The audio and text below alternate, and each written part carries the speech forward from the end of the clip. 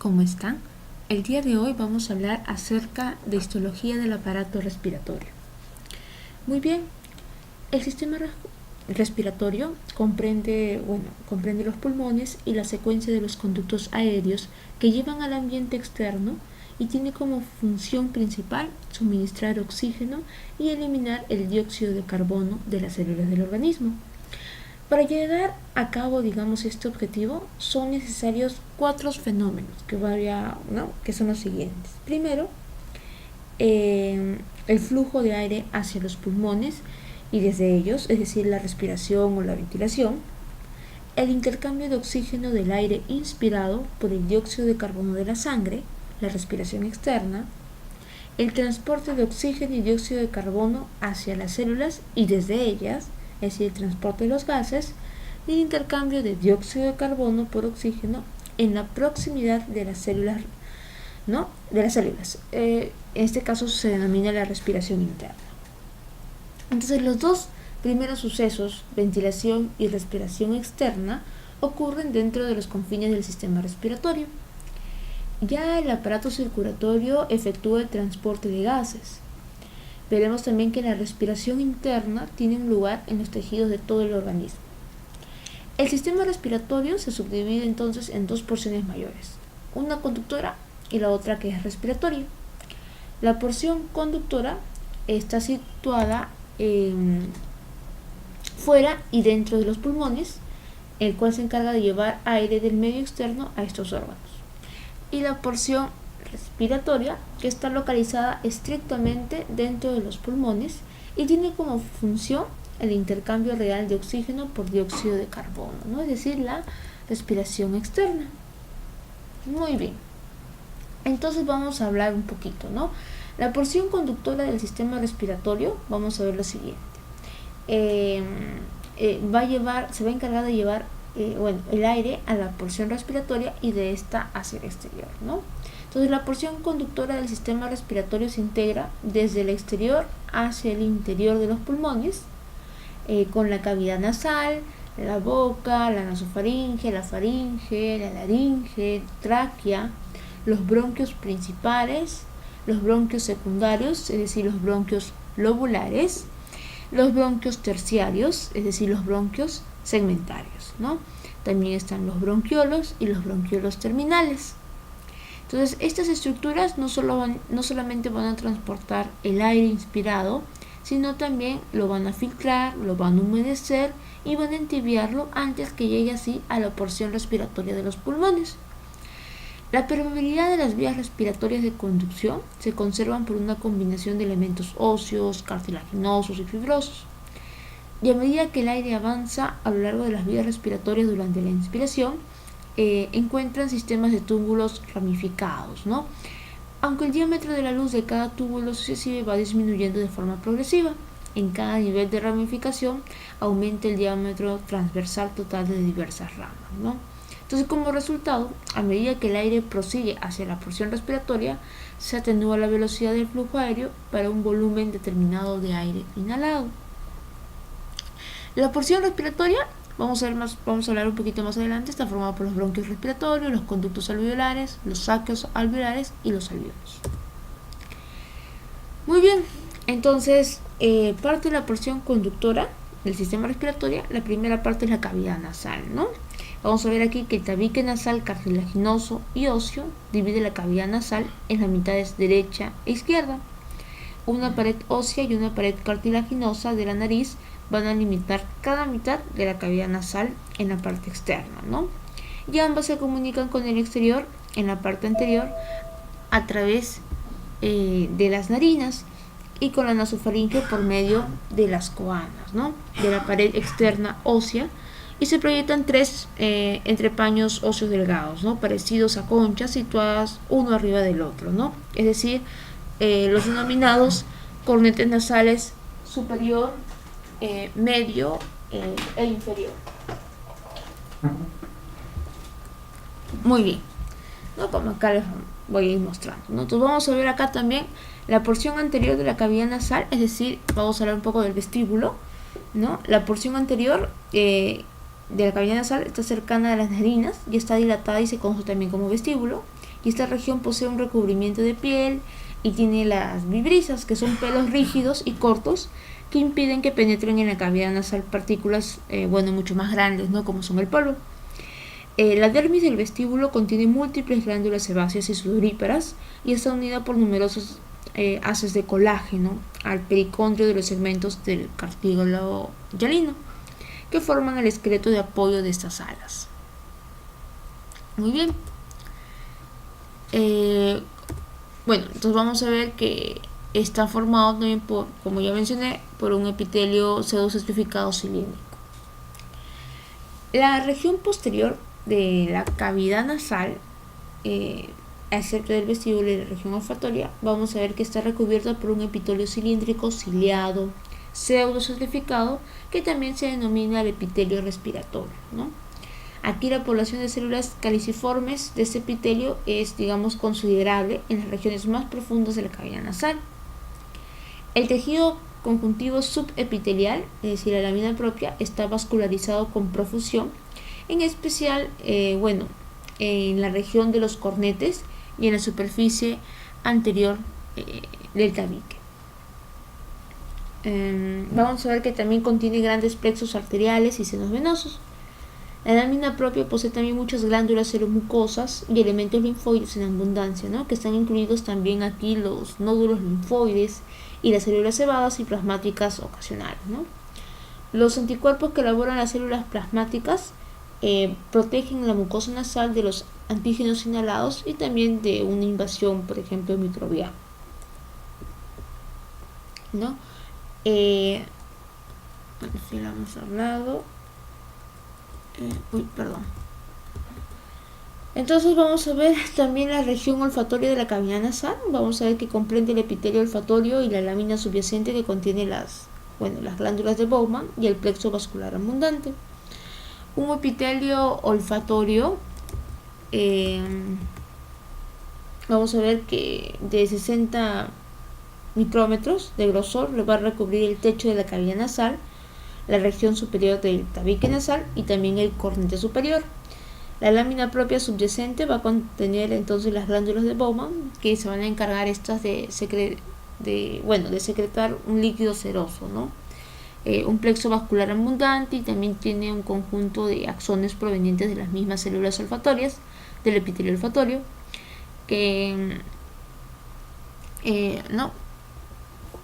vamos a ver una imagen más adelante. Luego tenemos las células olfatorias. Por acá, las células olfatorias. Las células olfatorias van a ser neuronas bipolares, cuya superficie apical, el extremo distal de su dendrita delgada, está modificada para formar un bulbo, ¿no? Vamos a ver aquí la vesícula olfatoria, que se proyecta sobre la superficie de las células sustentaculares, ¿no? El núcleo de la célula es esférico y está mucho más cerca de la lámina basal que la vesícula olfatoria, y casi todas las organelas de la célula se van a encontrar también cerca, del núcleo. También vamos a hablar acerca de las células sustentaculares y basales. Estas células sustentaculares son células cilíndricas de 50 a 60 micrómetros, cuyas superficies apicales tienen un borde estriado compuesto de microvellosidades. Su núcleo oval se encuentra en el tercio apical de la célula, un poco superficial respecto de la localización de los núcleos de las células olfatorias. También vamos a hablar un poco de las células basales, que son de dos tipos, pueden ser horizontales y también globosas.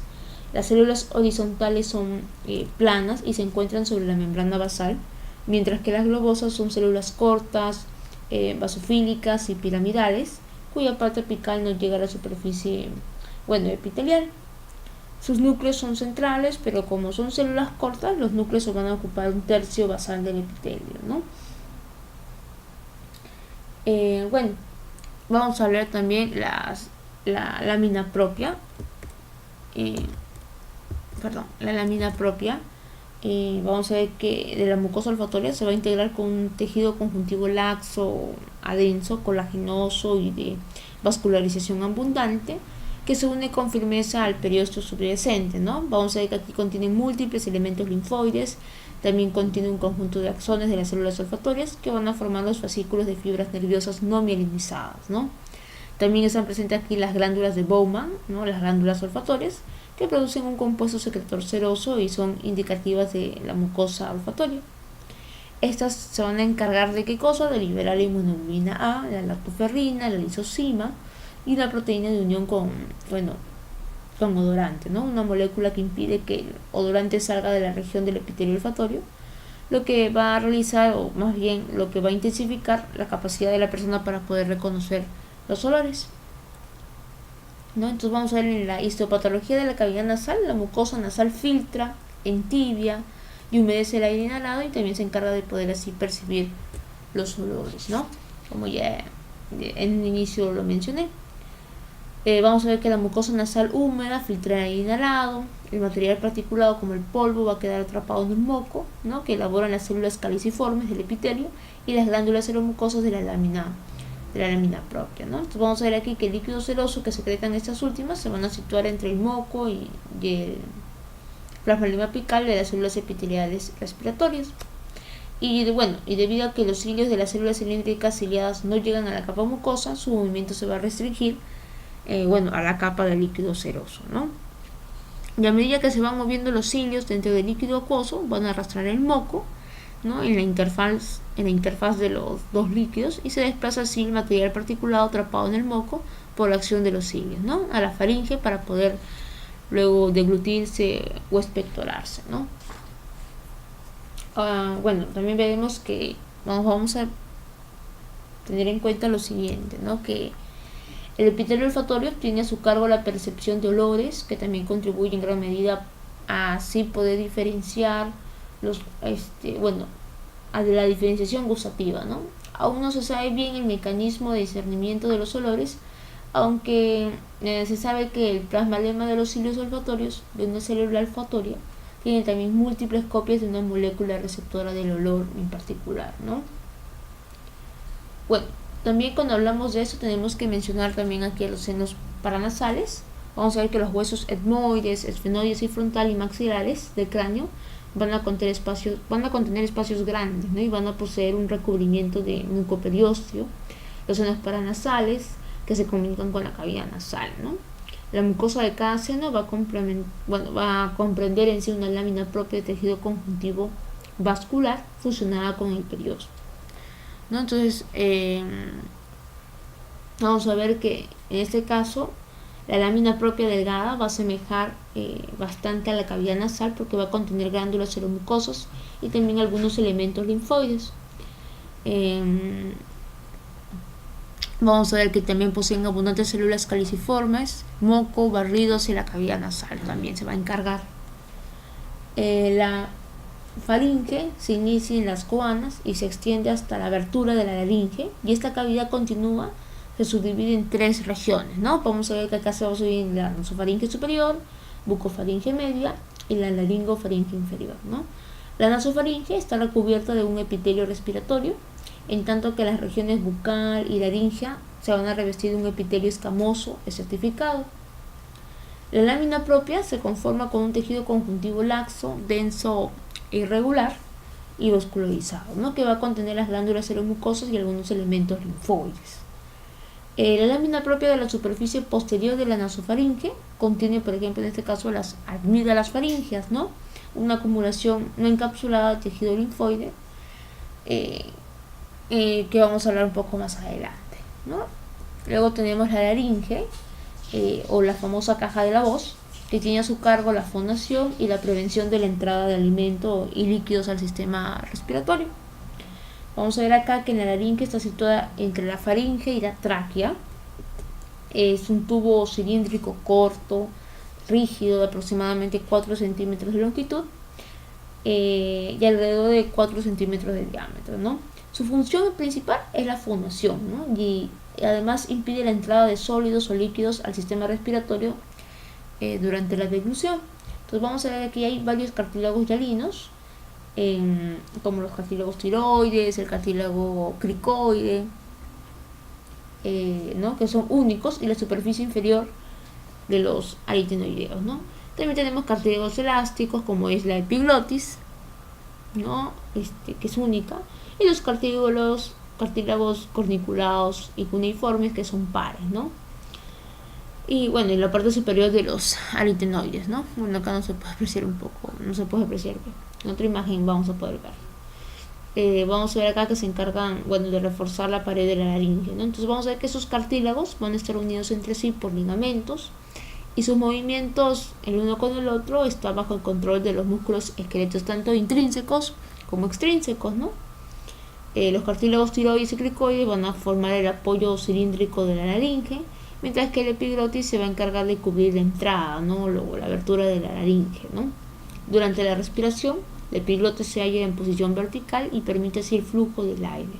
Pero en la deglución vamos a ver que se coloca en sentido horizontal para poder cerrar así la entrada laríngea, ¿no? Muy bien, entonces vamos a ver que la luz de la laringe entonces se reconoce por dos pares de pliegues similares, ¿no? Los superiores, que son los pliegues vestibulares, y los inferiores, que son las famosas cuerdas vocales, ¿no? Los pliegues vestibulares son inmóviles. Vamos a ver que el borde libre de cada pliegue vocal va a estar reforzado por un tejido conjuntivo, elástico, denso, regular, ¿no? El ligamento vocal. Bueno, también vamos a ver que durante la respiración silenciosa las cuerdas vocales se van a encontrar en abducción parcial, ¿no? Son un poco decir separadas, y en la inspiración forzada están por completo retraídas, ¿no? Sin embargo, en la fonación nos vamos a poder dar cuenta que las cuerdas vocales se van a juntar de manera ajustada, ¿no? Es decir, en forma de aducción, y van a crear una hendidura estrecha entre ellas. Además, vamos a tener en cuenta que la laringe posee un recubrimiento de un epitelio cilíndrico, ciliado, pseudo-estrificado, ¿no? Excepto en la superficie de la región superior del epiglotis y de las cuerdas vocales, que están más bien estas están recubiertas por un epitelio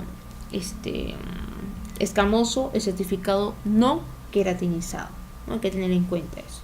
Los cilios de la laringe se van a mover a la faringe y transportan así el moco y el material particulado atrapados hacia la boca para poder expectorarlos o deglutirlos. Bueno, vamos a hablar también acerca de la tráquea, que está compuesta de 3 capas: la mucosa, la submucosa y la adventicia, ¿no? Y en esta última, en la adventicia, se van a encontrar los famosos anillos en C. La tráquea, vamos a ver que es un tubo de 12 centímetros de largo y 2 centímetros de diámetro, que se inicia en el cartílago cricoides de la laringe y termina, tras bifurcarse para formar los bronquios principales, ¿no? Entonces vamos a ver que la pared de la tráquea está reforzada de 10 a 12 anillos de cartílago hialino en forma de una herradura, ¿no? En forma de unos anillos en C. Acá un poco que se puede apreciar en esta imagen, ¿no? Y los extremos abiertos de esos anillos están situados hacia la parte posterior, ¿no? Unidos entre sí por un músculo liso, ¿no? Es decir, un músculo traqueal. Vamos a ver que la tráquea entonces va a tener 3 capas: la mucosa, la submucosa y la adventicia, como ya las había estado mencionando, ¿no? La mucosa es un recubrimiento mucoso de la tráquea que se compone de un epitelio cilíndrico ciliado, ¿no? Pseudocertificado, me olvidé de mencionarlo, es un epitelio cilíndrico ciliado pseudocertificado. Y un haz de fibras elásticas también, que son relativamente gruesas, que separan la mucosa de la submucosa, ¿no? Luego tenemos la submucosa, que es un tejido conjuntivo un poco más denso que la lámina propia. La adventicia, que como ya les mencioné, que se adhiere a algunas estructuras contiguas, ¿no? También tenemos que hablar acerca del epitelio respiratorio, que es un epitelio cilíndrico ciliado pseudoestratificado, integrado por 6 tipos de células, ¿no? Tenemos aquí las células caliciformes, las células cilíndricas ciliadas y basales, que constituyen un 90% de la población celular, ¿no? Entonces vamos a ver aquí que el epitelio respiratorio, en un epitelio pseudoestratificado, está separado de la lámina propia por una membrana basal gruesa, ¿no? El epitelio se conforma con 6 tipos de células, como ya les había mencionado: caliciformes, cilíndricas ciliadas, basales en cepillos, serosas, en células del sistema neuroendocrino difuso, que son las famosas DNEs, ¿no? Las DNEs, ¿no? También, ¿no? Las DNEs o las células del sistema neuroendocrino difuso. Entonces, todas estas células están en contacto con la membrana basal, pero no todas van a llegar a la luz, como pueden apreciar aquí en esta imagen. Por ejemplo, las células caliciformes, que pueden apreciar acá, representan alrededor del 30% de la población celular del epitelio respiratorio y se encargan de producir el mucinógeno, que se hidrata y se conoce también como mucina, ¿no? Y al igual que las células caliciformes, en cualquier otra parte, las del epitelio respiratorio tienen un tallo estrecho, acá, un tallito estrecho, colocado en el plano basal de una teca expandida que contiene los gránulos, ¿no? Secretores. Entonces, esta región tiene una red abundante de retículo endoplasmático rugoso, complejo de Golgi bien desarrollado, ¿no? Y vamos a ver que aquí la teca se encuentra, digamos, llena de múltiples gránulos secretores, ¿no? Que poseen mucinógeno, ¿no? Bueno, también tenemos las células cilíndricas ciliadas, que están acá, que pueden apreciar, que es también cerca de un 30% de la población celular total. Y estas células son delgadas y altas y muestran un núcleo, localizado en la base y poseen cilios y microvellosidades en su membrana, aquí en su membrana celular apical, ¿no? Y el citoplasma justo bajo estas estructuras es rico en ¿qué cosa? En mitocondrias, como pueden apreciar acá, se puede un poquito. Y tienen un complejo de Golgi también, ¿no? El resto del citoplasma también posee un poco de retículo endoplasmático rugoso, unos cuantos también ribosomas, ¿no? También tenemos que hablar de las células basales, que son estas de acá, que son cortas y comprenden alrededor también de un 30% de la población total celular.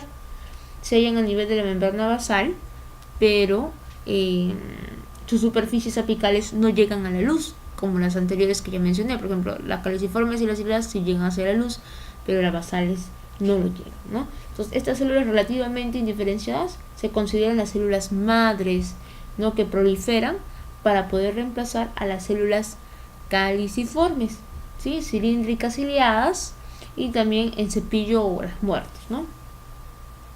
Con cepillo o muertes. Luego tenemos acá las células en cepillo, ¿no? Que también estas más bien son menos que las anteriores, un 3% de la población total. Son cilíndricas, estrechas, con microvellosidades también altas, y se desconoce si es una función principal, ¿no? Pero se han relacionado con terminaciones nerviosas. Por eso es que algunos sugieren que puede tener una función sensorial, ¿no? Luego tenemos las células serosas, que también es un 3% de la población celular. Son células cilíndricas y tienen microvellosidades y gránulos apicales. Las células DNES o también las células del sistema neuroendocrino difuso son conocidas también como células de gránulos pequeños o células de Kulczycki, que constituyen cerca de un 3 a 4% de la población celular total, ¿no? Y estas células tienen procesos largos y delgados que se extienden hacia la luz, y se cree que también poseen una capacidad para poder vigilar algunos niveles de oxígeno, de dióxido de carbono, ¿no? En la luz de la vía respiratoria, ¿no? Vamos a ver que estas células tienen una relación estrecha con las terminaciones nerviosas sensitivas, con las que establecen así un contacto sináptico, ¿no? Y junto con estas fibras nerviosas se conocen como cuerpos neuroepiteliales pulmonares, ¿no? Luego vamos a hablar acerca de la lámina propia, ¿no? Y las fibras elásticas. Vamos a ver que la lámina propia de la tráquea se compone de un tejido conjuntivo, fibroelástico, laxo, que contiene elementos linfoides, ¿no? Y también moco y glándulas seromucosas, ¿no? Cuyos conductos se abren a la superficie epitelial. La submucosa, esto ya hemos visto, membrana basal. La submucosa, ¿no? Que les mencioné, de la tráquea se integra como un tejido conjuntivo fibroelástico, denso y irregular, y posee también múltiples glándulas mucosas y seromucosas, cuyos conductos van a perforar la lámina elástica y poder desembocar finalmente en la superficie epitelial, ¿no? Muy bien. Bueno, que me faltó hablar acá un poco, ya, me olvidaba de la adventicia, ¿no? Que se conforma, bueno, con un tejido conjuntivo fibroelástico, ¿no? Y las características más notables de estas adventicias son los anillos en C del cartílago hialino y el tejido conjuntivo fibroso interno. Bueno, el árbol bronquial, que se inicia, como yo mencioné, ¿en qué cosa? En la bifurcación de la tráquea, ¿no? Como los bronquios principales, tanto derecho e izquierdo, ¿no? Que luego eso cada uno se va a ramificar. El árbol bronquial entonces se constituye con vías respiratorias localizadas fuera de los pulmones, ¿no? Fuera de los pulmones, bronquios principales o los bronquios extrapulmonares, y también conductos respiratorios que están situados dentro ya del pulmón, ¿no? Que son los bronquios intrapulmonares, bronquios secundarios y terciarios, los bronquiolos terminales y finalmente los bronquiolos respiratorios. Entonces vamos a ver aquí que el árbol se divide aproximadamente de 15 a 20 veces antes de poder alcanzar el nivel de los bronquiolos terminales, ¿no? A este nivel. Entonces, a medida que las vías respiratorias reducen de tamaño de manera progresiva, se va a observar varias tendencias, ¿no? Por ejemplo, que hay una disminución de la cantidad del cartílago, también disminución del número de glándulas y también una de las cosas más importantes es las células caliciformes, ¿no? Y altura de las células epiteliales y un incremento del músculo liso y también del tejido elástico. Entonces vamos a hablar acerca de los bronquios primarios, ¿no? También denominados extrapulmonares, ¿no?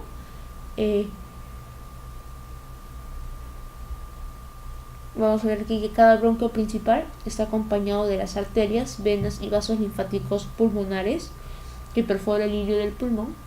Vamos a ver que el bronquio derecho es mucho más recto que el izquierdo y se divide en 3 ramas, ¿no? Que se proyectan a los 3 lóbulos del pulmón derecho, ¿no?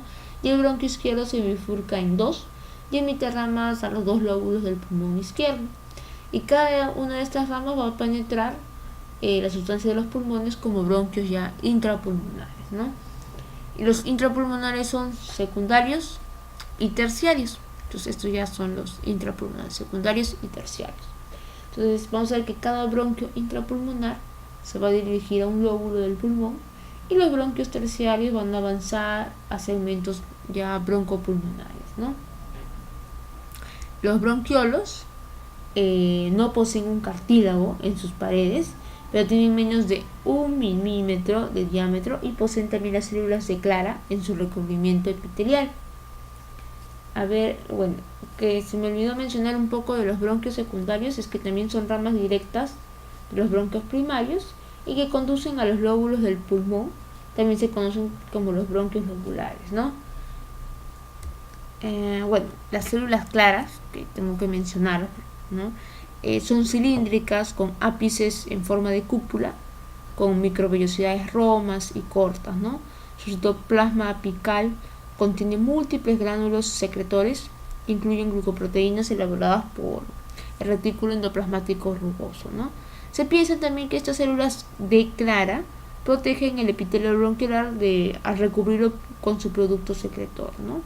Además, estas células degradan toxinas del aire que han sido inhaladas mediante algunas enzimas del citocromo P450 por medio de su retículo endoplasmático liso, ¿no? Algunos también mencionan que estas células claras pueden producir una secreción similar al agente tensoactivo que reduce así la tensión de la superficie de los bronquiolos, ¿no? Bueno, los bronquiolos terminales,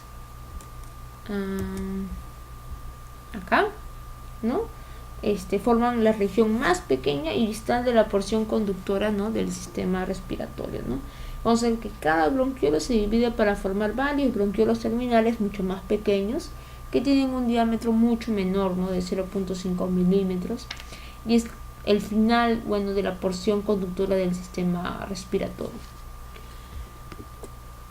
Bueno, vamos a hablar ahora de la porción respiratoria del sistema respiratorio. Entonces vamos a ver aquí que como ya lo mencioné en un inicio, que se compone de los bronquiolos respiratorios, conductos y sacos alveolares y alveolos.